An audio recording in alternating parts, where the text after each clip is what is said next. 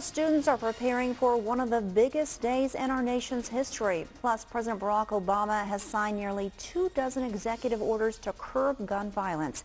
See what measures tri-state schools are taking. KHQA News at 5 starts now. This is KHQA News at 5. It's your news now.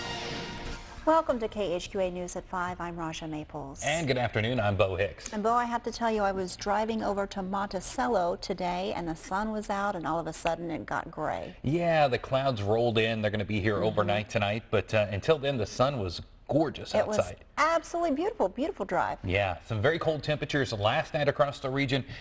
Not as cold as the night before. We're going to start to moderate a little bit. We've got a little treat before things get good and cold as we take a look at next week. But right now, let's look at those temperatures. 39 degrees at Quincy Regional Airport, 39 in Keokuk, 36 in Macomb, 41 in Hannibal, still 40 in Pittsfield, Jacksonville, and in Kirksville at this hour. Again, temperatures will start to fall here as the sun sets behind the cloud cover out there, and we lose our warmth from the day. But hopefully the cloud cover will help trap a little bit of it, so that's the good news overnight tonight. And again, the 40s, they're not far away for all of us. Details on that are coming up in just a little bit. All right, thanks, Bill. Well, the president is rolling out a sweeping package to address gun violence. It includes new gun laws that would require action from Congress, as well as steps the president is taking on his own. Danielle Nottingham reports at the White House. With a stroke of a pen, President Obama signed 23 executive orders combating gun violence. One directs the Center for Disease Control to study gun violence. Another helps young people get mental health treatment. If there's even one life that can be saved, then we've got an obligation to try. The president called for a ban on assault weapons and ammunition magazines with more than 10 rounds. He also wants background checks for everyone buying a gun. And I'm calling on Congress to pass some very specific proposals right away. Children who wrote the president after the Connecticut shooting were in the audience for the announcement. And so was Annette Nance Holt, whose son Blair was gunned down on a Chicago city bus. I used to always tell Blair, do good, and today the president did that. The president said change will not happen without help from the public. He urged gun owners to pressure the NRA and their lawmakers to support new gun laws.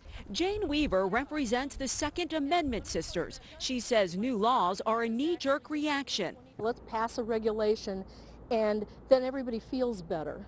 The NRA says it will fight most of the president's proposals, but there is common ground when it comes to expanding background checks. Background checks at the gun shows, and that, as I say, was something that we discussed with ATF years ago and said we didn't have a problem with that.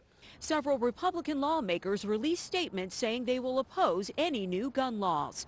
Danielle Nottingham, CBS News, the White House. Now, House Speaker John Boehner said he would consider gun legislation if the Senate passes it first. The Senate Judiciary Committee says the first hearing on gun control proposals will be Wednesday, January 30th. We'll mention the words Columbine or Sandy Hook, and the words school violence and children's safety immediately come to mind.